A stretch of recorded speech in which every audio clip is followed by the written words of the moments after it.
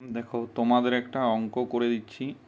এই অঙ্কটা ইম্পর্ট্যান্ট অঙ্ক, ঠিক আছে। দেখো 13 এর কোন গুণিতককে 4, 5, 6, 7, 8 দ্বারা ভাগ করলে প্রতি ক্ষেত্রে 2 অবশিষ্ট থাকবে।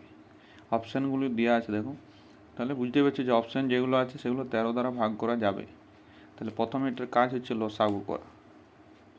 4, 5, 6, 7, 8, তাহলে 2 খাও, 2 দুগুণে 4, 2 তিনে 6, 5 রয়ে যাচ্ছে 7, 2 4 8, আবার 2 দাও, 2 একে 2, 3, 7, 2 দুগুণে 4।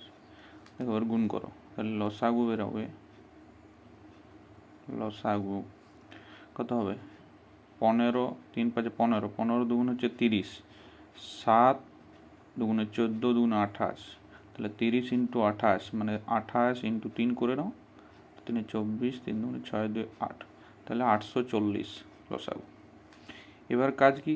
840 তো অপশানে দেখতে পাচ্ছ 842 আছে, তাহলে 842 কি 13 দ্বারা বিভাজ্য? দেখো কেন 42টা ধরলাম, কারণ 2 অবশিষ্ট থাকবে, 2টা যোগ করতে হবে।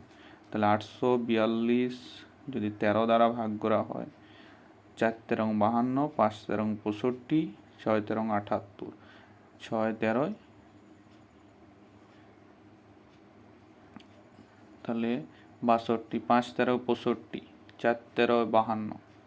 দেখতে পাচ্ছ 13 দ্বারা মিলছে না, ঠিক আছে। তাহলে 842 হবে না, তাহলে 842 হবে না, ঠিক আছে। 840 ইন্টু 2 যদি করা হয় প্লাস 2, তাহলে হচ্ছে তোমাদের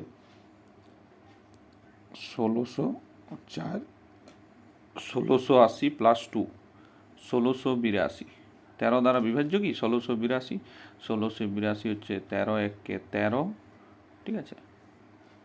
3 3 13 39, মানে 13 দুগুণে 26 খাওয়াতে হবে, 2 1।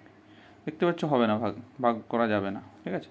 এটাও অ্যান্সার হবে না, অপশানে নেই। দেখতে পাচ্ছ 480 ইন্টু যদি 3 করা হয় প্লাস 2, তাহলে হচ্ছে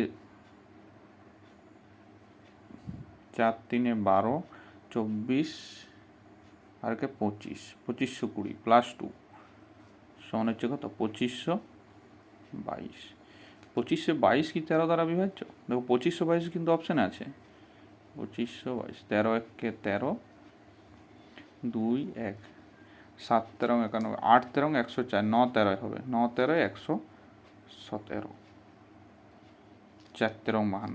দেখো ভাগফল মিলে যাচ্ছে, ঠিক আছে। ভাগফল এটা ভাগ মিলে যাচ্ছে, তাহলে এটাই অ্যান্সার হবে। অ্যান্সার হবে 2522, অপশান সি।